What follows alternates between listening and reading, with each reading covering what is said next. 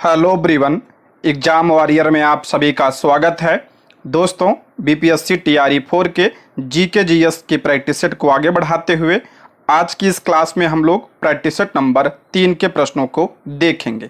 इसके पहले इसकी 2 क्लास हो चुकी है। अगर आपने वो क्लास नहीं देखी है तो इसका प्लेलिस्ट बना है, वहाँ पे जाके सारी क्लास को आप लोग देख सकते हैं। दोस्तों, इसमें आपको इतिहास, भूगोल, विज्ञान, EVS, polity, Bihar special, GK GS और करंट अफेयर के प्रश्न देखने को मिलेंगे, जो कि आपकी परीक्षा की दृष्टि से बहुत ही इम्पोर्टेंट है। दोस्तों, यह class PRT 6 to 8 TGT PhD सभी के लिए इम्पोर्टेंट है, तो आप लोग वीडियो को लास्ट तक ध्यान से ज़रूर देखिएगा। और अगर आप इसका पीडीएफ चाहते हैं तो ज्वाइन कीजिए हमारे टेलीग्राम चैनल को, जिसका लिंक आपको डिस्क्रिप्शन बॉक्स या कमेंट बॉक्स में मिल जाएगा। तो चलिए शुरू करते हैं। आज का पहला प्रश्न है, 1940 में विनोबा भावे ने व्यक्तिगत सत्याग्रह कहाँ से आरंभ किया? इम्पोर्टेंट प्रश्न है। 1940 में विनोबा भावे ने व्यक्तिगत सत्याग्रह कहाँ से आरंभ किया? तो इसका राइट आंसर हो जाएगा ऑप्शन सी, पवनार, महाराष्ट्र से। ऑप्शन सी इसका करेक्ट आंसर हो जाएगा। बात करते हैं व्यक्तिगत सत्याग्रह के बारे में। ये क्या था? अगस्त प्रस्ताव की प्रतिक्रिया में गांधी जी ने अहिंसात्मक व्यक्तिगत सत्याग्रह का आह्वान किया। अगस्त प्रस्ताव कब आया था? तो 1940 में अगस्त प्रस्ताव आया था। अभी आगे इसके बारे में हम लोग डिटेल से पढ़ेंगे, ठीक है। और अगस्त प्रस्ताव की प्रतिक्रिया में गांधी जी ने व्यक्तिगत सत्याग्रह की शुरुआत की थी। इस आंदोलन का मकसद सरकार को कांग्रेस की मांगों को शांतिपूर्ण तरीके से स्वीकार करने का एक और मौका देना था। इस आंदोलन का उद्देश्य क्या था? तो इसका उद्देश्य कांग्रेस की मांगों यानी भारतीयों की मांगों को शांतिपूर्ण तरीके से स्वीकार करने का एक और मौका देना था। साथ ही भारतीय यह प्रदर्शित करना चाहते थे कि यद्यपि वे युद्ध में भाग ले रहे हैं, लेकिन भागीदारी स्वैच्छिक नहीं है। भारतीय इसके माध्यम से यह प्रदर्शित करना चाहते थे कि यद्यपि वे द्वितीय विश्व युद्ध में भाग ले रहे हैं, लेकिन वे स्वतः भाग नहीं ले रहे हैं, बल्कि मजबूरी में भाग ले रहे हैं, ठीक है। ये प्रदर्शित करना चाहते थे, ठीक है। व्यक्तिगत सत्याग्रह की शुरुआत 17 अक्टूबर 1940 को पवनार आश्रम, महाराष्ट्र से हुई। व्यक्तिगत सत्याग्रह की शुरुआत कब हुई? 17 अक्टूबर 1940 को। कहाँ से? पवनार से, ठीक है। और पहले सत्याग्रही कौन थे? तो विनोबा भावे। व्यक्तिगत सत्याग्रही पहले कौन थे? विनोबा भावे थे, इंपॉर्टेंट है ये। दूसरे सत्याग्रही कौन थे? जवाहरलाल नेहरू थे। और तीसरे व्यक्तिगत सत्याग्रही कौन थे? तो ब्रह्मदत्त थे। इन तीनों का नाम आप लोग जरूर ध्यान रखिएगा, इंपॉर्टेंट है ये, ठीक है। अब हम लोग बात करते हैं अगस्त प्रस्ताव के बारे में। अगस्त प्रस्ताव क्या था, देखते हैं। अगस्त प्रस्ताव भारत के तत्कालीन वायसराय लॉर्ड लिथगो ने 8 अगस्त 1940 को शिमला से जारी किया, ठीक है। अगस्त प्रस्ताव कब जारी हुआ था? ये ध्यान रखिएगा, 8 अगस्त 1940 को। उस समय वायसराय कौन था? तो लॉर्ड लिथगो, ठीक है। ये इंपॉर्टेंट, इसको ध्यान रखिएगा। यह प्रस्ताव द्वितीय विश्व युद्ध के दौरान भारतीयों का समर्थन हासिल करने के लिए दिया गया था। इस प्रस्ताव के प्रमुख बिंदु ये थे, देखते हैं क्या था इसमें। भारत को डोमिनियन स्टेट बनाया जाएगा, ये इसमें कहा गया, ठीक है। युद्ध सलाहकार परिषद में भारतीयों को शामिल किया जाएगा, ये कहा गया। युद्ध के बाद संविधान सभा का गठन किया जाएगा और संविधान में मुख्य रूप से भारतीय ही होंगे, जो अपने सामाजिक, आर्थिक और राजनीतिक धारणाओं के मुताबिक संविधान की रूपरेखा तैयार करेंगे। ये अगस्त प्रस्ताव में कहा गया था, ठीक है। इस प्रस्ताव को भारतीय राष्ट्रीय कांग्रेस और मुस्लिम लीग दोनों ने अस्वीकार कर दिया, ठीक है। अगस्त प्रस्ताव के तहत भारतीयों को युद्ध के बाद डोमिनियन स्टेट का दर्जा दिए जाने का आश्वासन दिया गया था। हालांकि भारतीयों ने पूर्ण स्वतंत्रता की मांग की। अगस्त प्रस्ताव में डोमिनियन स्टेट की बात कही गई थी, लेकिन भारतीय चाहते थे क्या? पूर्ण स्वतंत्रता चाहते थे, ठीक है। और 1940 में अगस्त प्रस्ताव को अस्वीकार करने का एक यह प्रमुख कारण था, ठीक है। कांग्रेस ने तो अस्वीकार किया, इसलिए वो पूर्ण स्वतंत्रता चाहती थी। मुस्लिम लीग ने अस्वीकार किया, क्यों? क्योंकि उसको जो है विभाजन चाहिए था, ठीक है, इसलिए, ठीक है। सारे पॉइंट ध्यान रखिएगा, इंपॉर्टेंट है। नेक्स्ट है बहिष्कृत भारत जनरल किसने शुरू किया था? इंपॉर्टेंट है। बहिष्कृत भारत जनरल किसने शुरू किया था? तो ऑप्शन सी, बाबा साहब अंबेडकर ने। ऑप्शन सी इसका करेक्ट आंसर हो जाएगा। डॉक्टर भीमराव अंबेडकर ने 1927 ईस्वी में मराठी समाचार पत्र बहिष्कृत भारत का प्रकाशन प्रारंभ किया था। कब? 1927। ये सन भी ध्यान रखिएगा, इंपॉर्टेंट है ये, ठीक है। इस जनरल के द्वारा उन्होंने तथाकथित ब्राह्मणवाद व मनुवाद को चुनौती देने का प्रयास किया। डॉक्टर भीमराव अंबेडकर की अन्य पत्रिकाओं की बात करते हैं, इंपॉर्टेंट है। मूक नायक 1920 में आई थी, ठीक है। उसके बाद आपका बहिष्कृत भारत 1927, फिर समता 1929, जनता 1930। ये चारों पत्रिका ध्यान रखिएगा, बहुत ही इंपॉर्टेंट है ये, ठीक है। बहिष्कृत भारत, मूक नायक, समता और जनता, ठीक।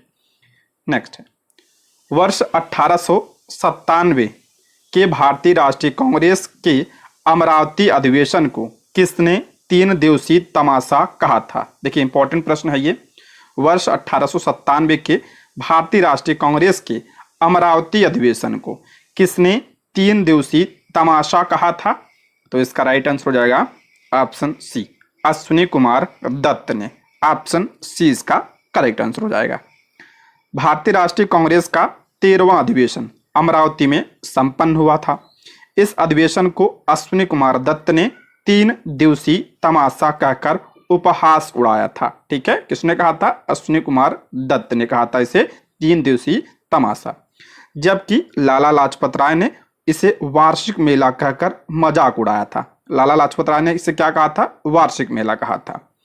1897 अमरावती अधिवेशन की अध्यक्षता किसने किया था? ये भी ध्यान रख लीजिए, सी शंकर नायर ने इसकी अध्यक्षता की थी, ठीक है।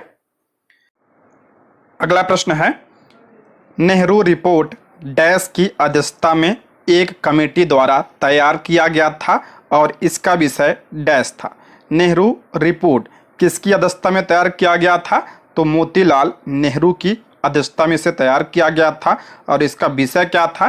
तो भारत में संवैधानिक व्यवस्थाएं इसका विषय था, यानी ऑप्शन सी इसका करेक्ट आंसर हो जाएगा, ठीक है। देखते हैं इसके बारे में। मोतीलाल नेहरू की अध्यक्षता में नेहरू रिपोर्ट का प्रकाशन 1928 में किया गया था। नेहरू रिपोर्ट कब आया था? 1928 में। सन ध्यान रखिएगा, इंपॉर्टेंट है। और इसके अध्यक्ष कौन थे? तो मोतीलाल नेहरू थे, ठीक है। इसमें भावी भारतीय संविधान के लिए मूलभूत लक्ष्यों को रखा गया था, साथ ही भारत के लिए डोमिनियन स्टेट का प्रस्ताव भी इसमें रखा गया था, ठीक है। नेक्स्ट है, जर्मनी के समर्थन से काबुल में राजा महेंद्र प्रताप सिंह के नेतृत्व में अंतरिम सरकार का गठन हुआ था। जर्मनी के समर्थन से काबुल में राजा महेंद्र प्रताप सिंह के नेतृत्व में अंतरिम सरकार का गठन कब हुआ था? तो ऑप्शन सी, प्रथम विश्व युद्ध के दौरान। ऑप्शन सी इसका करेक्ट आंसर हो जाएगा। राजा महेंद्र प्रताप के नेतृत्व में काबुल में अंतरिम सरकार का गठन प्रथम विश्व युद्ध के दौरान 1915 में किया गया था। कब? 1915 में, प्रथम विश्व युद्ध के दौरान, ठीक है। राजा महेंद्र प्रताप सिंह को आर्यन पेशवा के नाम से भी जाना जाता है, इसको भी ध्यान रखिएगा। नेक्स्ट, निम्न में से किस भारतीय दर्शन से परमाणु सिद्धांत का प्रतिपादन किया गया? मोस्ट इंपॉर्टेंट प्रश्न है। किस भारतीय दर्शन से परमाणु सिद्धांत का प्रतिपादन किया गया? तो इसका राइट आंसर हो जाएगा ऑप्शन सी, वैशेषिक। ऑप्शन सी इसका करेक्ट आंसर हो जाएगा, वैशेषिक। परमाणु दर्शन का सिद्धांत वैशेषिक दर्शन में कणाद द्वारा प्रतिपादित किया गया था। वैशेषिक दर्शन के प्रतिपादक कौन थे? तो कणाद इसके प्रतिपादक थे। इनका नाम भी आप लोग ध्यान रखिएगा। वैशेषिक दर्शन एक स्वतंत्र भौतिक विज्ञानवादी दर्शन है। इस दर्शन में समस्त अर्थ तत्व को 6 भागों में बांटा गया है। किसमें? द्रव्य, गुण, कर्म, सामान्य, विशेष और समवाय में से बांटा गया है, ठीक है। और इसके प्रतिपादक कौन? तो कणाद। न्याय दर्शन की बात करते हैं, इसके प्रतिपादक कौन थे? तो गौतम थे। और सांख्य दर्शन के प्रतिपादक कौन थे? तो कपिल मुनि थे। इनका नाम भी आप लोग ध्यान रखिएगा, ठीक है। नेक्स्ट है, नगरों में असहयोग आंदोलन के संबंध में निम्नलिखित में से कौन से कथन सही है? इंपॉर्टेंट है। नगरों में असहयोग आंदोलन के संबंध में कौन सा कथन पूछ रहा है सही है? पहला, इसमें आंदोलन में केवल उच्च जातियों और अमीरों ने भाग लिया था, नहीं, इसमें सभी लोगों ने भाग लिया था, इसलिए गलत है ये। दूसरा है, मद्रास की जस्टिस पार्टी द्वारा भी काउंसिल के चुनाव का बहिष्कार किया गया, नहीं, बहिष्कार नहीं किया गया, ये शामिल हुई थी, ठीक है, चुनाव में, तो ये आपका गलत है ये भी। तीसरा, हजारों छात्रों ने सरकारी नियंत्रण वाले स्कूलों को छोड़ दिया, प्रधान अध्यापकों और शिक्षकों ने इस्तीफा दे दिया और वकीलों ने अपनी प्रैक्टिस छोड़ दी। बिल्कुल सही है ये, ऑप्शन सी इसका करेक्ट आंसर हो जाएगा, ठीक है। असहयोग आंदोलन 1920 तक के स्वतंत्रता आंदोलन में सबसे बड़ा जन आंदोलन था। असहयोग आंदोलन आप सभी को पता है, ये जन आंदोलन था जिसमें शहरों तथा ग्रामीण दोनों क्षेत्रों के लोगों ने इसमें भाग लिया था। इसमें सभी जात के अमीर तथा गरीब लोग शामिल थे।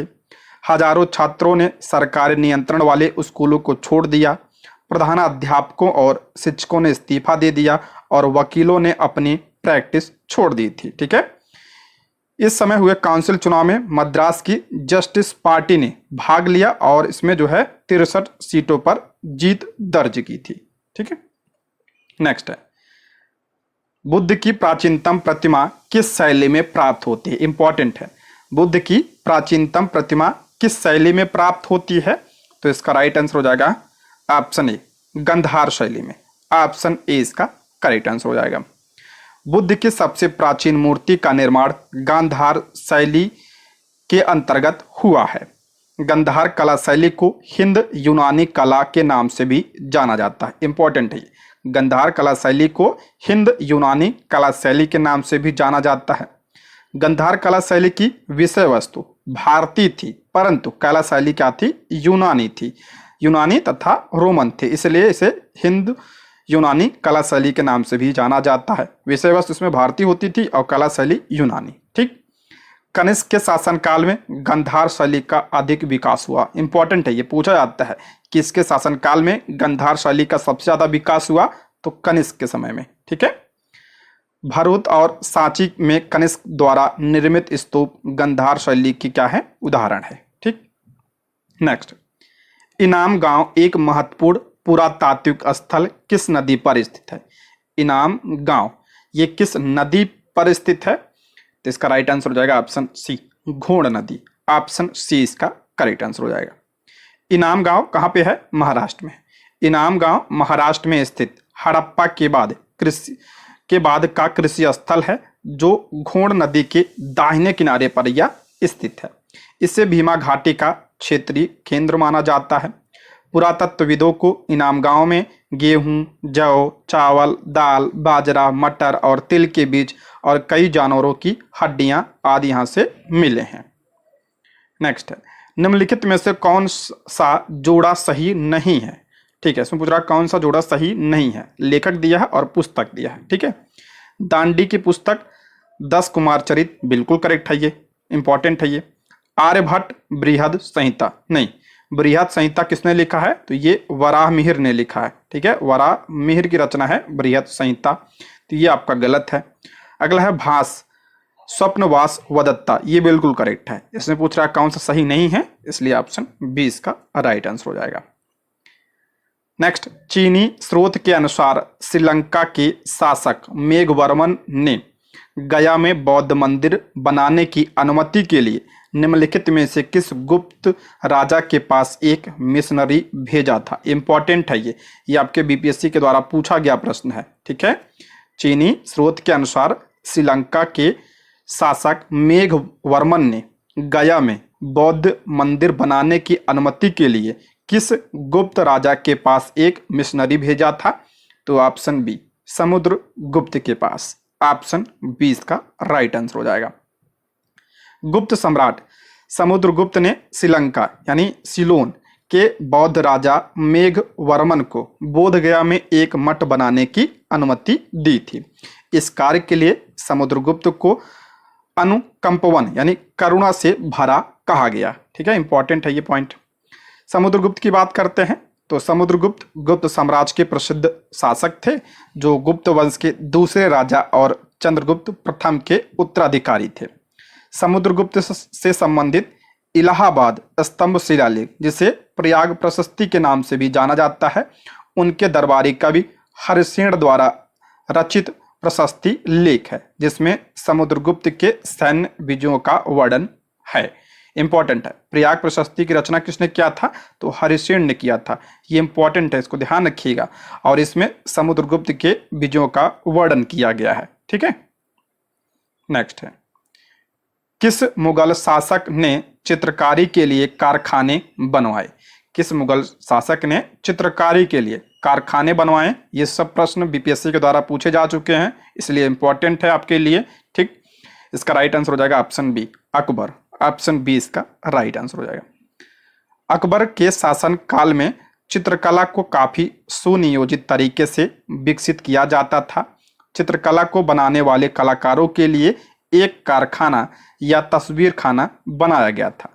ये कलाकार इन स्थानों पर चित्रों को बनाया करते थे, लेकिन चित्रकारी का स्वर्णयुग जहांगीर के शासन काल को माना जाता है। इंपॉर्टेंट है ये। देखिए, कारखाना भले ही अकबर के शासन काल में बनाया गया था, लेकिन अगर पूछा जाए कि चित्रकारी का स्वर्णयुग किसके शासन काल को कहा जाता है, तो जहांगीर के शासन काल को चित्रकारी का स्वर्णयुग कहा जाता है। ठीक है, नेक्स्ट है, सल्तनत काल में सार्वजनिक वितरण प्रणाली किसने प्रारंभ की थी? सल्तनत काल में सार्वजनिक वितरण प्रणाली किसने प्रारंभ किया था? तो ऑप्शन ए, अलाउद्दीन खिलजी ने। ऑप्शन ए इसका करेक्ट आंसर हो जाएगा। अलाउद्दीन खिलजी दिल्ली सल्तनत के खिलजी वंश का शासक था, सभी को पता होगा। इसने सिकंदर ए सानी की उपाधि धारण की थी। इंपॉर्टेंट है, सिकंदर ए सानी की उपाधि किसने धारण किया था? अलाउद्दीन खिलजी ने धारण किया था। इसके द्वारा बाजार नियंत्रण प्रणाली, सार्वजनिक वितरण प्रणाली की शुरुआत की गई। इंपॉर्टेंट है ये दोनों। इसका शासनकाल 1296 से लेकर 1316 तक था। ठीक है, नेक्स्ट है, भील जनजाति कहाँ पाई जाती है? इंपॉर्टेंट है और ये बीपीएससी के द्वारा पूछा भी गया है। भील जनजाति कहाँ पाई जाती है? तो ये महाराष्ट्र में। ऑप्शन सी इसका राइट आंसर हो जाएगा, महाराष्ट्र। भील भारत का सबसे बड़ा आदिवासी समुदाय है। भील जनजाति मध्य प्रदेश में, गुजरात में, राजस्थान में और महाराष्ट्र में निवास करती है। उन्हें भारत का बहादुर धनुर्धर कहा जाता है। ठीक है, नेक्स्ट है, कृष्णा नदी का उद्गम स्थल कौन सी पर्वत श्रृंखला है? इंपॉर्टेंट है, कृष्णा नदी का उद्गम स्थल कौन सी पर्वत श्रृंखला है? तो इसका राइट आंसर हो जाएगा ऑप्शन बी, सह्याद्री श्रृंखला। ऑप्शन बी इसका राइट आंसर हो जाए। सह्याद्री श्रृंखला यानी पश्चिमी घाट। पश्चिमी घाट को महाराष्ट्र में सह्याद्री के नाम से भी जाना जाता है, इसलिए ऑप्शन बी इसका करेक्ट आंसर हो जाएगा। देखिए, ये आपका क्या है? पश्चिमी घाट है और यहां से निकलती है आपका कृष्णा नदी। ठीक है, और ये किस दिशा में बहती है? तो ये आपका पश्चिम से पूरब बहती है, इसको भी ध्यान रखिएगा। कृष्णा नदी दक्षिण भारत की एक महत्वपूर्ण नदी है। यह पश्चिम से पूर्व की ओर बहती है। इसका उद्गम महाराष्ट्र राज्य में महाबलेश्वर के समीप पश्चिमी घाट यानी सह्याद्री श्रृंखला से होता है। इसकी लंबाई प्राय 1400 किलोमीटर है। यह महाराष्ट्र, कर्नाटक, तेलंगाना, आंध्र प्रदेश में बहती हुई बंगाल की खाड़ी में जाकर गिरती है। ठीक है, इंपॉर्टेंट है। उद्गम कहाँ से होता है? महाबलेश्वर, महाराष्ट्र से, और ये बंगाल की खाड़ी में जाकर गिरती है। इसकी सहायक नदियों की बात करते हैं तो दाएं तट की सहायक नदियां कौन कौन सी इंपॉर्टेंट है? कोयना, घाटप्रभा, मालप्रभा और तुंगभद्रा इसकी दाएं तट की सहायक नदी है। बाएं तट की बात करते हैं तो भीमा, मूसी और मुन्नारो इसकी बाएं तट की नदियां हैं। यहाँ पे हम देखते हैं मैप के थ्रू। देखिए, यहाँ से निकलती है आपका महाराष्ट्र से महाबलेश्वर श्रृंखला से। ठीक है, यहाँ से आपका निकलती हुई यहाँ पे जाती है आपका बंगाल की खाड़ी में। कौन कौन सी नदियाँ मिलती हैं? तो दाहिने तट पर मैंने बताया अभी कोयना नदी मिलती है, यहाँ पे पंचगंगा नदी मिलती है। ठीक है, अब घाटप्रभा, मालप्रभा, तुंगभद्रा ये सब जो है दाएं तट की नदियां हैं। अगर हम बात करते हैं बाएं तट पे कौन सी नदी आके मिलती है तो ये देखिए, यहाँ पे येरला नदी है, भीमा नदी है, मूसी नदी है, मोस्ट इंपॉर्टेंट है। ठीक है, भीमा और मूसी बहुत इंपॉर्टेंट है, और आपका पलेरू नदी है और मुनेरी नदी। ठीक है, ये सब जो है बाएं तट की नदियां हैं। ठीक। और 2 पॉइंट इसमें और ध्यान रखिएगा, श्री सैलम बांध और नागार्जुन सागर बांध, ये भी आपका किस नदी पर है? कृष्णा नदी पर है, ये अक्सर पूछा जाता है। ठीक है, श्री सैलम बांध और नागार्जुन सागर बांध ये कृष्णा नदी पर स्थित है। ठीक है, और ये देखिए जो मूसी नदी है, मूसी नदी के किनारे कौन सा शहर बसा हुआ है? हैदराबाद। ये अक्सर पूछा जाता है कि हैदराबाद जो है किस नदी किनारे, तो ये मूसी नदी के किनारे बसा हुआ है, और मूसी नदी जो है ये कृष्णा की सहायक नदी है। ठीक है, नेक्स्ट है, निम्नलिखित में से कौन सा प्रायद्वीपीय पठार का हिस्सा नहीं है? करा कौन सा प्रायद्वीपीय पठार का हिस्सा नहीं है? तो छोटा नागपुर पठार ये तो प्रायद्वीपीय पठार का हिस्सा है। दंडकारण्य का पठार ये भी आपका हिस्सा है। मेघालय का पठार, ध्यान रखिएगा, मेघालय का पठार भी प्रायद्वीपीय पठार का हिस्सा है, तो इसलिए ऑप्शन ई, इनमें से कोई नहीं, ऑप्शन ई इसका करेक्ट आंसर हो। ये तीनों जो है प्रायद्वीपीय पठार के हिस्से हैं। अभी हम मैप में देखेंगे इसको। ठीक है, प्रायद्वीपीय पठार को पठारों का पठार कहते हैं क्योंकि यह अनेक पठारों से मिलकर बना है। कौन कौन से पठार? केंद्रीय उच्च भूमि से, पूर्वी पठार से, उत्तर पूर्वी पठार और दक्कन के पठार से यह मिलकर बना हुआ है। देखिए केंद्रीय उच्च भूमि में कौन कौन से पठार आते हैं? तो अरावली पर्वत श्रेणी आता है इसमें, मेवाड़ का पठार आता है, मालवा का पठार, विंध्यन पठार, बघेलखंड और बुंदेलखंड का पठार इसमें आता है। ठीक है, उत्तर पूर्वी पठार की बात करते हैं, मेघालय का पठार इसे शिलोंग का पठार कहा जाता है। ठीक है, और यही मेघालय का पठार असम में से क्या कहा जाता है? कॉर्बी एलोंग का पठार। ठीक है, ये असम में है। पूर्वी पठार में आपका छोटा नागपुर पठार, छत्तीसगढ़ बेसिन, महानदी बेसिन और दंडकारण्य, ये आपका पूर्वी पठार हो गया। दक्कन पठार में आपका दक्कन ट्रैप, कर्नाटक का पठार, आंध्र का पठार या तेलंगाना का पठार। यहाँ पे हम देखते हैं, देखिए ये सब क्या है? आपका प्रायद्वीपीय पठार है। ठीक है, सारे प्रायद्वीपीय पठार हैं, जैसे आपका मालवा हो गया, बुंदेलखंड हो गया, बघेलखंड है, यहाँ पे छोटा नागपुर है और दंडकारण्य है, तेलंगाना का पठार, कर्नाटक का पठार और ये दक्कन ट्रैप। यहाँ पे देखिए ये यहाँ पे आपका देखिए ये तो आपका प्रायद्वीप है, ये भी आपका प्रायद्वीपीय पठार है, यानी जो शिलांग का पठार है जिसे मेघालय का पठार कहा जाता है, और असम में क्या है? कॉर्बी एलोंग का पठार है, तो ये भी प्रायद्वीपीय पठार का हिस्सा है। और ये देखिए ये जो नागपुर का पठार है, इससे यहाँ पे अब मालदा गैप से यह अलग होता है, इसको भी ध्यान रखिएगा। जो मेघालय का पठार है और छोटा नागपुर का पठार यानी जो प्रायद्वीपीय भारत का हिस्सा है, ये किससे अलग होता है? ये मालदा गैप से यह अलग होता है, इसको भी आप लोग ध्यान रखिएगा। ठीक है, ये सारे पठार ध्यान रखिएगा, इंपॉर्टेंट है, इससे प्रश्न पूछा भी गया है, यहाँ पे भी आप लोग देख सकते हैं इसको। ठीक है, नेक्स्ट है, कॉर्डिलेरा क्या है? कॉर्डिलेरा क्या है? इंपॉर्टेंट है ये कॉर्डिलेरा, तो ये पर्वतीय श्रृंखलाओं का समूह है। ठीक है, ऑप्शन बी इसका राइट आंसर हो जाए। कॉर्डिलेरा क्या है? तो पर्वतीय श्रृंखलाओं का एक समूह है। कॉर्डिलेरा का मतलब पर्वतों की श्रृंखला या पर्वतों का एक जाल। कॉर्डिलेरा शब्द का प्रयोग भौतिक भूगोल में विशेष रूप से अमेरिकी कॉर्डिलेरा के लिए किया जाता है। कॉर्डिलेरा की कुछ बातें, खास बातें, कॉर्डिलेरा अक्सर कमोबेश समानांतर श्रृंखलाओं से मिलकर बनता है। उत्तरी अमेरिका के प्रशांत तट पर्वतीय भाग को प्रशांत कॉर्डिलेरा कहा जाता है। दक्षिण अमेरिका में एंडीज भी एक क्या है? कॉर्डिलेरा है। ये अक्सर एंडीज के लिए प्रयोग होता है, इसको आप लोग ध्यान रखिएगा, इंपॉर्टेंट है ये। और एंडीज जो है ये विश्व की सबसे लंबी पर्वत श्रृंखला है। नेक्स्ट है, सही मिलान करें।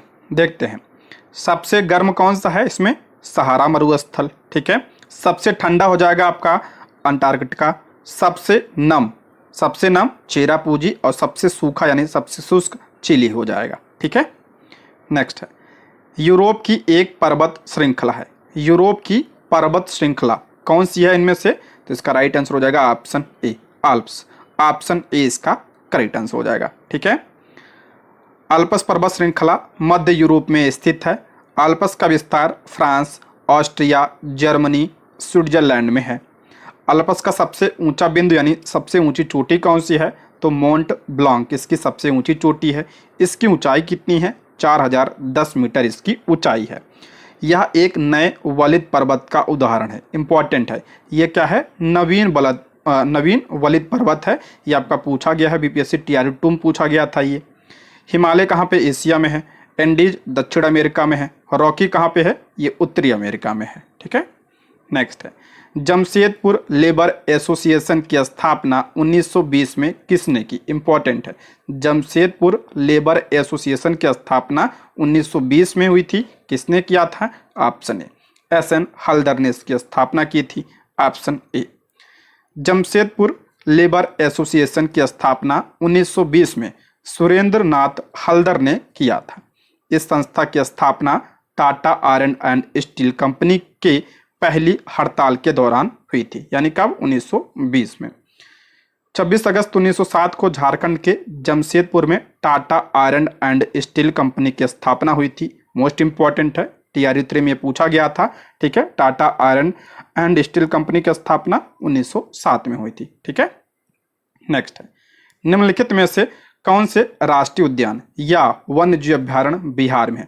देखिए, इसमें राष्ट्रीय उद्यान भी पूछा है और वन्य जीव अभ्यारण्य भी पूछा है, इसलिए गलत मत करिएगा इसको। ठीक है, तो इसमें वाल्मीकि राष्ट्रीय उद्यान, ये तो आपका बिहार में है, एकमात्र राष्ट्रीय उद्यान। गजनेर, ये नहीं है। भीमबांध वन्य जीव अभ्यारण्य, ये भी आपका बिहार में है, इसलिए ए और सी दोनों होगा। ठीक है, इसलिए ऑप्शन डी इसका करेक्ट आंसर हो जाएगा। ठीक है, बात करते हैं वाल्मीकि राष्ट्रीय उद्यान बिहार में है, पश्चिमी चंपारण में। भीमबांध वन्य जीव अभ्यारण्य ये बिहार में है, कहाँ पे? मुंगेर में है ये। ठीक है, दुधवा उत्तर प्रदेश में है और गजनेर वन्य जीव अभ्यारण्य कहाँ पे है? ये राजस्थान में है। ठीक है, नेक्स्ट देखते हैं, 2011 की जनगणना के अनुसार बिहार के किस जिले में पुरुषों से ज्यादा महिलाएं हैं? 2011 की जनगणना के अनुसार बिहार के किस जिले में पुरुषों से ज्यादा महिलाएं हैं, यानी किस जिले की लिंगानुपात सबसे ज्यादा है? तो इसका राइट आंसर हो जाएगा ऑप्शन ए, गोपालगंज का। ऑप्शन ए इसका करेक्ट आंसर हो जाएगा। जनगणना 2011 के अनुसार गोपालगंज जिला में 1000 पुरुषों के मुकाबले 1021 महिलाएं हैं, अतः गोपालगंज का लिंगानुपात कितना है? 1021 है। इंपॉर्टेंट है ये। न्यूनतम लिंगानुपात वाला जिला कौन सा है? मुंगेर है। कितना है यहाँ पे? 876 है। अगर बात करते हैं सर्वाधिक साक्षरता वाला जिला कौन सा बिहार में? रोहतास है। और न्यूनतम साक्षरता वाला जिला कौन सा है? तो पूर्णिया है। इसको भी ध्यान रखिएगा। नेक्स्ट है, बिहार विधान परिषद की पहली बैठक किस वर्ष बुलाई गई थी? इंपॉर्टेंट है, बिहार विधान परिषद की पहली बैठक कब बुलाई गई थी? तो ऑप्शन बी 1913 में। ऑप्शन बी इसका राइट आंसर हो जाएगा। 12 दिसंबर 1911 को दिल्ली दरबार में जॉर्ज पंचम द्वारा बिहार और उड़ीसा को मिलाकर एक नया प्रांत बनाने की घोषणा की गई थी। आप सभी को पता है। ठीक है, 1911 में दिल्ली दरबार लगा था, उसमें यह घोषणा की गई थी। 22 मार्च 1912 को इसे पृथक किया गया, यानी बिहार को अलग किया गया बंगाल से, इसलिए 22 मार्च को बिहार के स्थापना दिवस के रूप में भी मनाया जाता है। कई बार पूछा गया, अब की बार भी पूछा गया था ये। ठीक है, 22 मार्च को बिहार दिवस मनाया जाता है। 1912 में विभिन्न श्रेणियों से संबंधित कुल 43 सदस्यों वाली बिहार विधान परिषद का गठन किया गया, जिसकी पहली बैठक कब हुई? 20 जनवरी 1913 को। कहाँ पे? तो पटना कॉलेज बांकीपुर में बुलाई गई थी इसकी पहली बैठक। इंपॉर्टेंट है, 1913 में। 1 अप्रैल 1912 को चार्ल्स स्टुअर्ट बेली बिहार और उड़ीसा राज्य के लेफ्टिनेंट गवर्नर बने। इसको भी आप लोग ध्यान रखिएगा। तो यहाँ से कई सारे प्रश्न बनते हैं। ठीक है, नेक्स्ट, बिहार विधानसभा में अनुसूचित जाति के उम्मीदवारों के लिए कितनी सीटें आरक्षित है? इंपॉर्टेंट है ये। बिहार विधानसभा में अनुसूचित जाति के लिए पूछ रहा है यहाँ पे, यानी एससी के लिए उम्मीदवारों के लिए कितने सीटें आरक्षित हैं? तो 38 सीटें। ऑप्शन ए इसका राइट आंसर हो जाएगा, 38। देखिए, बिहार विधानसभा क्षेत्रों की संख्या कितनी है, यानी सीट कितनी है विधानसभा की? 243 है। विधान परिषद की कितनी है? 75 सीट है। लोकसभा में कितनी सीट है बिहार की? 40। राज्यसभा में 16। ये सब ध्यान रखिए, बहुत इंपॉर्टेंट है ये। पूछा गया, टीआरयू 3 में पूछा गया था ये। विधानसभा में अनुसूचित जाति के लिए आरक्षित सीटें कितनी हैं? अनुसूचित जाति यानी एससी के लिए है, और एसटी के लिए कितना है? तो 2 सीटें आरक्षित है। यानी टोटल कितना सीटें आरक्षित है वहां पे? टोटल 40, यानी 38 एससी के लिए और 2 किसके लिए? एसटी के लिए। और लोकसभा में अनुसूचित जाति के लिए आरक्षित सीटें कितनी हैं? तो 6 हैं। इसको भी आप लोग ध्यान रखिएगा। ठीक है, नेक्स्ट, बिहार के किस जिले में सबसे अधिक नहर सिंचित क्षेत्र हैं? बिहार के किस जिले में सबसे अधिक नहर सिंचित क्षेत्र हैं? तो रोहतास में है। Option C Rohtas. दक्षिण बिहार के रोहतास जिले में सबसे अधिक नहर सिंचित क्षेत्र है। इंद्रपुरी डैम रोहतास में है, जो विश्व का चौथा सबसे लंबा डैम है। ये भी ध्यान रखिए, इंद्रपुरी डैम कहाँ पे है? रोहतास में है ये। नेक्स्ट है, सन 1875 में बिहार हेराल्ड आरंभ किया था। सन 1875 में बिहार हेराल्ड किसने आरंभ किया था? इंपॉर्टेंट है ये, ऑप्शन सी बाबू गुरु प्रसाद सेन ने। ऑप्शन सी इसका करेक्ट आंसर हो जाएगा। बिहार हेराल्ड नामक पत्रिका का आरंभ गुरु प्रसाद सेन ने किया था। इसका प्रकाशन 1875 में किया गया था। यह एक अंग्रेजी अखबार था। ठीक है, ये अंग्रेजी अखबार था। बिहार का पहला हिंदी समाचार पत्र कौन सा था? बिहार बंधु था। इसको भी ध्यान रखिएगा, जो 1872 में, कहीं कहीं आपको 1874 में मिलेगा, ठीक है, में पटना से प्रकाशित हुआ था। इसकी शुरुआत केशवराम भट्ट ने की थी। इसको भी आप लोग ध्यान रखिएगा। ठीक है, नेक्स्ट है, बिहार राज्य में गंगा के किनारे स्थित जिलों की संख्या है। बिहार राज्य में गंगा के किनारे कितने जिले स्थित हैं? तो 12 जिले स्थित हैं। ऑप्शन सी 12। बिहार के कुल 12 जिले गंगा नदी के किनारे पर स्थित हैं। गंगा नदी की कुल लंबाई कितनी है? 2525 किलोमीटर है। और बिहार में गंगा की कुल लंबाई 445 किलोमीटर है। और कितने जिले हैं? 12 जिले। कौन कौन से हैं इसको भी ध्यान रखिएगा। बक्सर, वैशाली, खगड़िया, भोजपुर, समस्तीपुर, कटिहार, सारण, बेगूसराय, भागलपुर, पटना, मुंगेर और लखीसराय। ठीक है, ये 12 जिले हैं। ठीक है दोस्तों, यदि आप हमारे चैनल पर नए हैं तो प्लीज़ चैनल को सब्सक्राइब करें, और अगर आपको वीडियो पसंद आती है तो लाइक, शेयर और कमेंट भी करें, और कोई सुझाव हो तो भी आप लोग कमेंट बॉक्स में जरूर बताइएगा। ठीक है, नेक्स्ट देखते हैं। फुटबॉल के खेल में गोलकीपर फुटबॉल को गोल में पकड़ने के बाद अपने हाथों को पीछे की ओर खींचता है या गोलकीपर को किस प्रकार सक्षम बनाता है? इंपॉर्टेंट है ये। तो इसका राइट आंसर हो जाएगा ऑप्शन ए, संवेग परिवर्तन की दर को कम करने में। तो इसका करेक्ट आंसर हो जाएगा ऑप्शन ए, इसका करेक्ट आंसर हो जाएगा। ठीक है, फुटबॉल के खेल में एक गोलकीपर फुटबॉल को गोल में पकड़ने के बाद अपने हाथों को पीछे की ओर खींचता है। ऐसा करने से गोलकीपर के हाथों में चोट कम लगती है। आपने देखा होगा, क्रिकेट में भी एग्जांपल ले लीजिए, जब हम कैच पकड़ते हैं तो हाथ को थोड़ा पीछे ले जाते हैं। किस लिए? क्योंकि जो है संवेग को कम करने के लिए। ऐसा इसलिए होता है क्योंकि बॉल को पकड़ते वक्त हाथ को पीछे करने से समय क्या होता है? बढ़ जाता है जब पीछे करते हैं हाथ, और बॉल का जो होता है संवेग क्या हो जाता है? ये कम हो जाता है। ठीक है, संवेग कम करने के लिए करते हैं इससे चोट नहीं लगती है। नेक्स्ट है, निम्न में से कौन सी सदिश राशि नहीं है? कौन सी सदिश राशि नहीं है पूछ रहा है, यानी अदिश राशि पूछ रहा है। इनमें से कौन सा अदिश राशि है? तो गति, ऑप्शन ए इसका राइट आंसर हो जाएगा। बाकी वेग और बल आघूर्ण यानी टॉर्क, ये क्या है? सदिश राशि है। सदिश राशि क्या होता है? जिस भौतिक राशि में मात्रा यानी परिमाण और दिशा दोनों होता है वो आपका सदिश राशि होता है। जैसे आपका वेग हो गया, बल, संवेग, बल आघूर्ण, कोणीय वेग, कोणीय संवेग, प्रवणता, विस्थापन इत्यादि, ये सब क्या है? सदिश है। अदिश की बात करते हैं, इसमें क्या होता है? केवल परिमाण होता है, दिशा नहीं होती है इसमें। जैसे आपका चाल हो गया, दूरी, द्रव्यमान हो गया, ठीक है, आयतन, समय, ताप, कार्य, विद्युत धारा, दाब और ऊर्जा, ये सब अदिश राशि के उदाहरण है। नेक्स्ट है, हाइड्रोजन बम किसके सिद्धांत पर आधारित है? हाइड्रोजन बम एक के सिद्धांत पर कार्य करता है? तो हो जाएगा आपका ऑप्शन बी, अनियंत्रित संलयन प्रक्रिया। ऑप्शन बी इसका राइट आंसर हो जाएगा। हाइड्रोजन बम ड्यूटेरियम ऑक्साइड और ट्रिटियम ऑक्साइड का मिश्रण होता है जो अनियंत्रित परमाणु संलयन अभिक्रिया पर आधारित होता है। इसे थर्मो न्यूक्लियर बम या हाइड्रोजन बम भी कहा जाता है। नेक्स्ट है, जब प्रकाश एक माध्यम से दूसरे माध्यम में जाता है तो निम्न में से कौन सा नहीं बदलता है या नहीं बदलती है? जब करा जब प्रकाश एक माध्यम से दूसरे माध्यम में जाता है तो क्या नहीं बदलता है?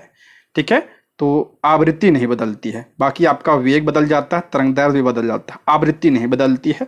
ऑप्शन सी, प्रकाश एक माध्यम से दूसरे माध्यम में जाने पर तरंगदैर्घ्य, प्रकाश की गति में परिवर्तन होता है, जबकि आवृत्ति जो है इसमें कोई बदलाव नहीं होता है।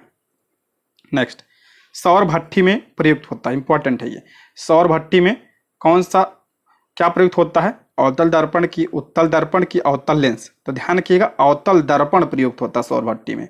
ऑप्शन ए इसका राइट आंसर हो जाएगा, अवतल दर्पण।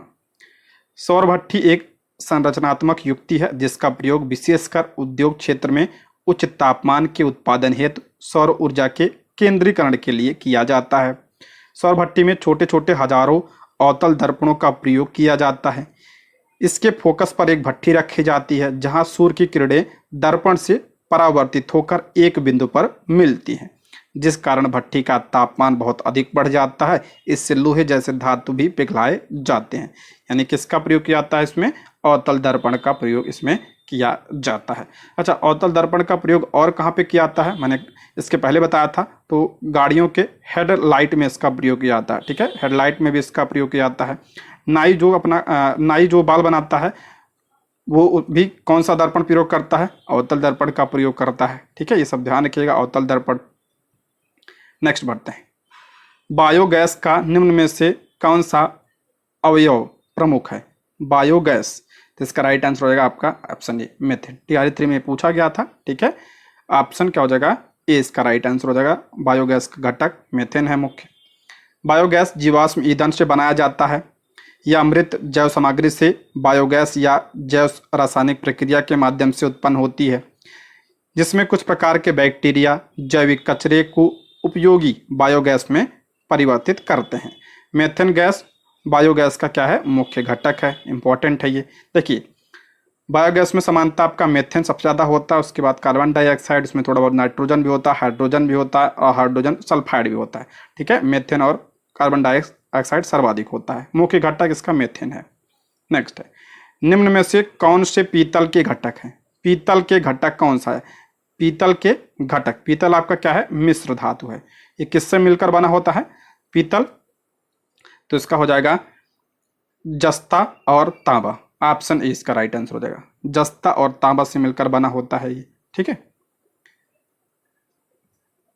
दो या अधिक धातुक तत्वों के आंशिक या पूर्ण ठोस विलयन को मिश्र धातु कहते हैं। पीतल किससे बना होता है?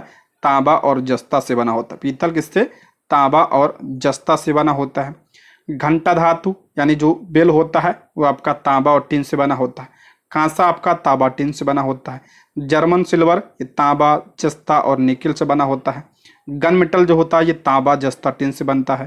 टांका यानी जो सोल्डर होता है वो टिन और सीसा से मिलकर बना होता है। ये सब प्रश्न पूछा जाता है, इंपॉर्टेंट है ये। ठीक है, नेक्स्ट है, कवक में नहीं पाया जाता है। कवक में क्या नहीं पाया जाता है? तो आप सभी को पता होगा, कवक में पर्ण हरित नहीं पाया जाता, यानी क्लोरोफिल इसमें नहीं पाया जाता है। ऑप्शन सी इसका राइट आंसर हो जाएगा। कवक में हरा वर्णक क्लोरोफिल नहीं होता है और इसलिए प्रकाश संश्लेषण में क्या होता है? ये असमर्थ होता है, यानी अपना भोजन स्वयं ये नहीं बनाता है, ये दूसरों पर आश्रित होता है। अतः अपने भोज्य पदार्थों की प्राप्ति के लिए अन्य वनस्पतियों, जंतुओं तथा उनके मृत शरीर पर यह आश्रित होता है। ठीक है, नेक्स्ट है, शरीर का तापमान नियंत्रित करता है। शरीर का तापमान कौन नियंत्रित करता है? तो ये हाइपोथैलेमस नियंत्रित करता है। ऑप्शन सी इसका राइट आंसर हो जाएगा। मस्तिष्क का भाग है ये, देखिए यहाँ पे हाइपोथैलेमस है। ठीक है, ये क्या करता है? तापमान को नियंत्रित करता है। देखते हैं, हाइपोथैलेमस जो है भूख को भी नियंत्रित करता है। प्यास, ताप, प्यार, घृणा, पसीना, गुस्सा, खुशी आदि को नियंत्रित करता है। और थैलेमस क्या करता है? दर्द, ठंडा एवं गर्म को पहचानने का कार्य करता है ये। मेडुला क्या करता है? मेडुला ऑब्लांगेटा मस्तिष्क का सबसे पिछला भाग होता है, जिसका प्रमुख कार्य रक्त दाब, हृदय धड़कन तथा श्वसन का नियंत्रण करना है। इंपॉर्टेंट है, इससे संबंधित प्रश्न पूछे जाते हैं। ठीक है, नेक्स्ट है, आंख की फोकस दूरी में परिवर्तन किसकी क्रिया के कारण होता है? आंख की फोकस दूरी में परिवर्तन किसकी क्रिया के कारण होता है? तो सिलियरी मांसपेशियों के कारण। ऑप्शन 20 का राइट आंसर हो जाएगा। नेत्रक लेंस एक उत्तल लेंस की तरह कार्य करता है। जो नेत्र में जो लेंस होता है ये उत्तल लेंस होता है, जो क्रिस्टली पारदर्शी तरल से बना होता है। आंख में सिलियरी मांसपेशियां होती हैं जो नेत्रक लेंस की फोकस लंबाई को क्या करती है? ये नियंत्रित करती हैं। ये दोनों साइड होती हैं ये। ठीक है, नेक्स्ट है, निम्नलिखित में से कौन सा ऊर्जा का अनवीकरणीय स्रोत है? ऊर्जा का कौन सा अनवीकरणीय स्रोत है? अनवीकरणीय स्रोत कौन सा है? तो इसमें हो जाएगा आपका ऊष्मीय ऊर्जा। ऑप्शन क्या हो जाएगा? ए इसका करेक्ट आंसर हो जाएगा। और सौर ऊर्जा, पवन ऊर्जा ये क्या है? तो नवीकरणीय ऊर्जा के स्रोत हैं। देखिए, जीवाश्म ईंधन, कोयला और बायोमास तापीय ऊर्जा के प्रमुख स्रोत हैं। तापीय ऊर्जा यानी ऊष्मीय ऊर्जा। ये स्रोत थोड़े समय बाद समाप्त हो जाते हैं। जो समाप्त हो जाते हैं उन्हें क्या कहा जाता है? अनवीकरणीय ऊर्जा कहा जाता है। ऊर्जा के स्रोत का पुनर्नवीकरणीय और पुनः उपयोग नहीं किया जा सकता है, जबकि जैसे आपका पनबिजली हो गया, ठीक है, पवन ऊर्जा हो गया, सौर ऊर्जा हो गया, के नवीकरणीय स्रोत हैं। ये सब जो है किसका स्रोत है? नवीकरणीय ऊर्जा के स्रोत हैं। ठीक है, नेक्स्ट है, भारत में राज्य पुनर्गठन आयोग का गठन कब हुआ था? इंपॉर्टेंट है, ये पूछा गया प्रश्न है। भारत में राज्य पुनर्गठन आयोग का गठन कब किया गया था? तो 1953 में इसका गठन किया गया था।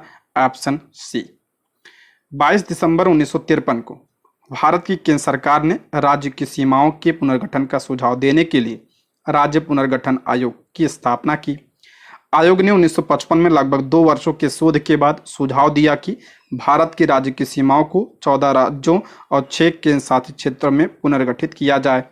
1956 में राज्य पुनर्गठन अधिनियम ने इसके कुछ प्रस्तावों को लागू किया। ये ध्यान रखिएगा, राज्य पुनर्गठन अधिनियम कब आया था? 1956 में आया था। फजल अली, के एम पडिक्कर और एच एन कुंजरू राज्य पुनर्गठन आयोग के सदस्य थे। इंपॉर्टेंट है ये, आपकी बार यही पूछा गया था। ठीक है, इंपॉर्टेंट है ये। फजल अली इसके अध्यक्ष थे, ठीक है, और के एम पडिक्कर और एच एन कुंजरू राज्य पुनर्गठन आयोग के ये क्या थे? तीनों सदस्य थे। ठीक है, नेक्स्ट, 1946 में गठित अंतरिम सरकार के मंत्रिमंडल में श्रम विभाग किसे सौंपा गया? इंपॉर्टेंट है, कई बार पूछा गया है ये। अंतरिम सरकार में श्रम मंत्री कौन थे? तो option A, Babu Jagjivan Ram. Option A इसका राइट आंसर हो जाएगा। भारत की अंतरिम सरकार का गठन कब हुआ था? 2 सितंबर 1946 को भारत की नवनिर्वाचित संविधान सभा से हुआ। अंतरिम सरकार के सदस्य देखते हैं। पंडित जवाहरलाल नेहरू के पास कौन कौन सा विभाग था? कार्यकारी परिषद के उपाध्यक्ष थे, ये सबसे ज्यादा इंपॉर्टेंट है ये।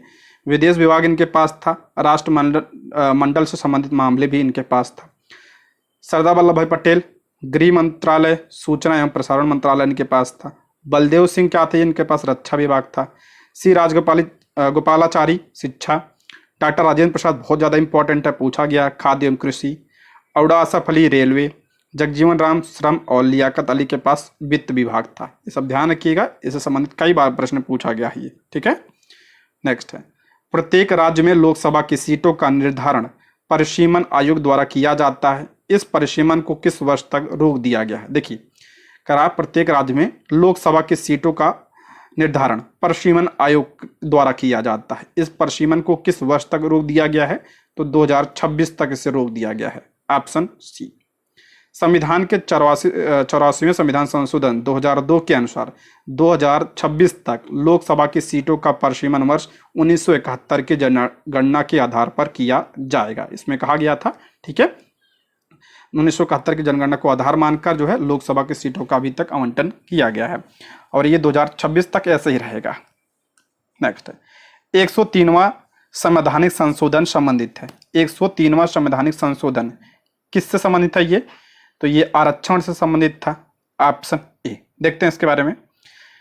124वां संविधान संशोधन विधेयक। देखिए, 124वां संविधान संशोधन आप सभी पता है, जब संशोधन ये पारित हो जाता है दोनों संसद के दोनों सदनों में और इसके बाद राष्ट्रपति द्वारा इस पर हस्ताक्षर कर दिया जाता है तो क्या बन जाता है? एक्ट बन जाता है ये।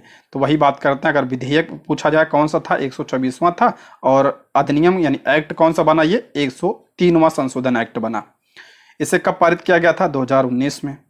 इस विधेयक का संबंध सामान्य वर्ग के आर्थिक रूप से कमजोर वर्ग के लोगों को शिक्षा एवं रोजगार में 10% आरक्षण देना है, यानी जो आपका EWS था। ठीक है, इस विधेयक को लागू करने वाला भारत का पहला राज्य कौन बना था? तो गुजरात बना था।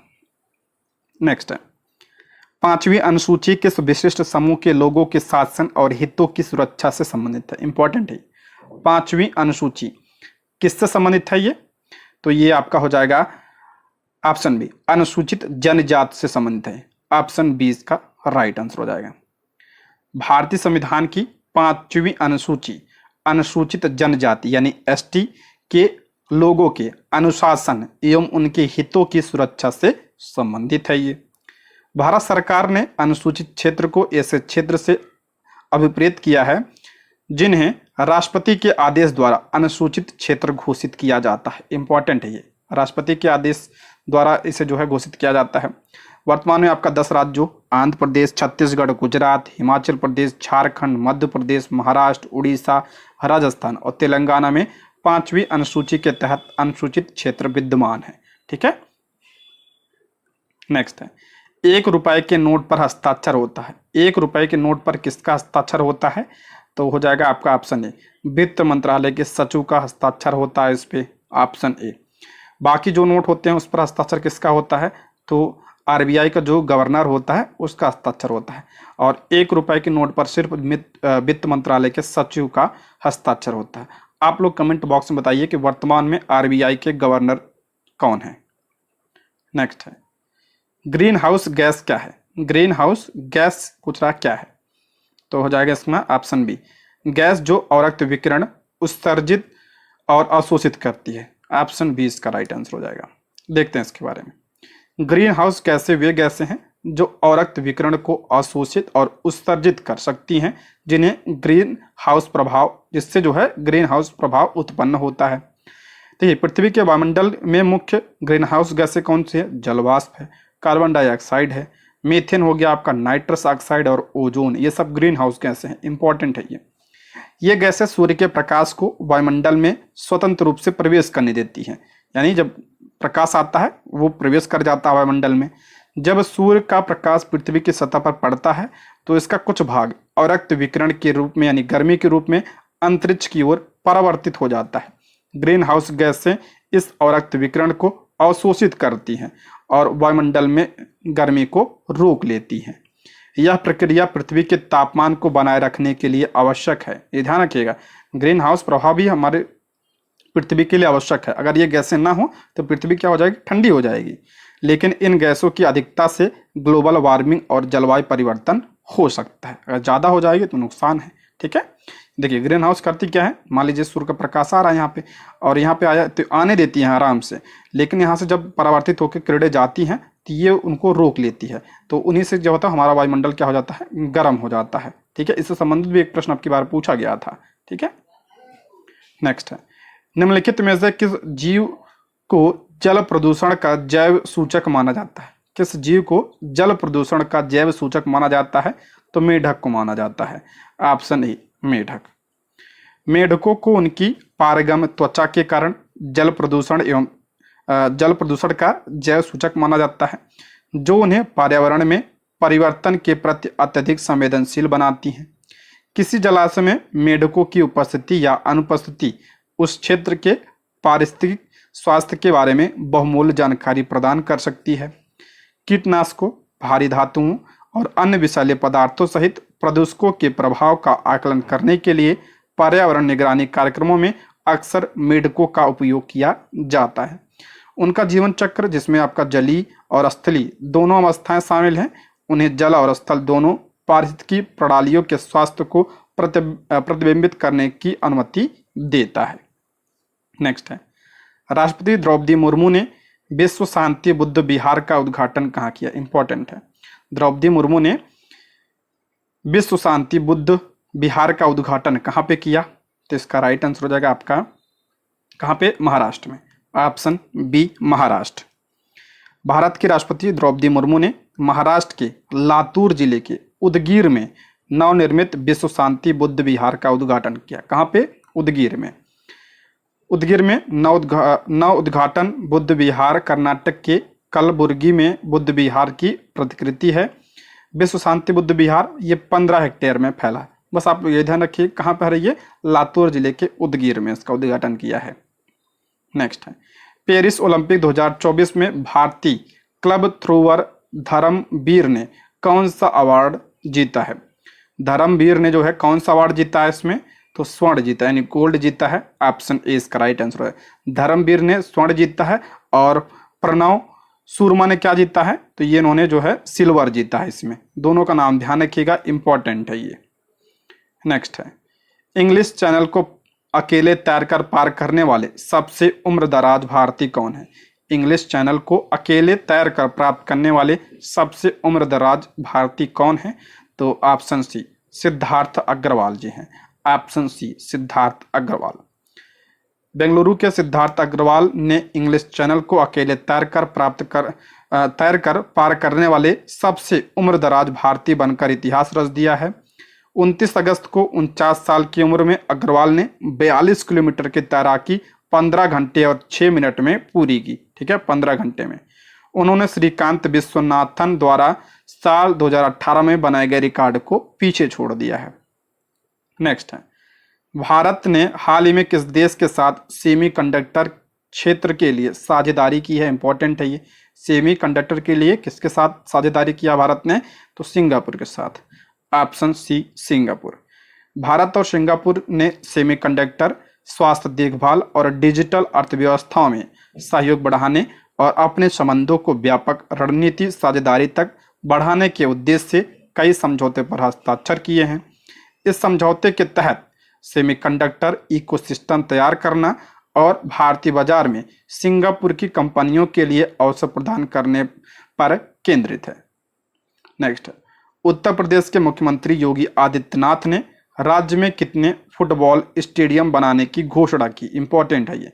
उत्तर प्रदेश के मुख्यमंत्री योगी आदित्यनाथ ने राज्य में कितने फुटबॉल स्टेडियम बनाने की घोषणा की है? तो 18 football stadium. Option C. Uttar Pradesh के मुख्यमंत्री योगी आदित्यनाथ ने राज्य के 18 डिवीजनों में 18 फुटबॉल स्टेडियम बनाने की योजना की घोषणा की। फुटबॉल के बुनियादी ढांचों को बढ़ावा देने और अधिक टूर्नामेंट को प्रोत्साहित करने के लिए सरकार का यह एक निर्णय है। योगी सरकार उत्तर प्रदेश में 18 फुटबॉल स्टेडियम और 827 फुटबॉल मैदान बनाएगी। ठीक है दोस्तों, आज की वीडियो में बस इतना ही। वीडियो कैसी लगी आप लोग कमेंट बॉक्स में जरूर बताइएगा और अपना स्कोर भी आप लोग जरूर बताइएगा। ठीक है, ये रहे आज के प्रश्न। Thank you for watching.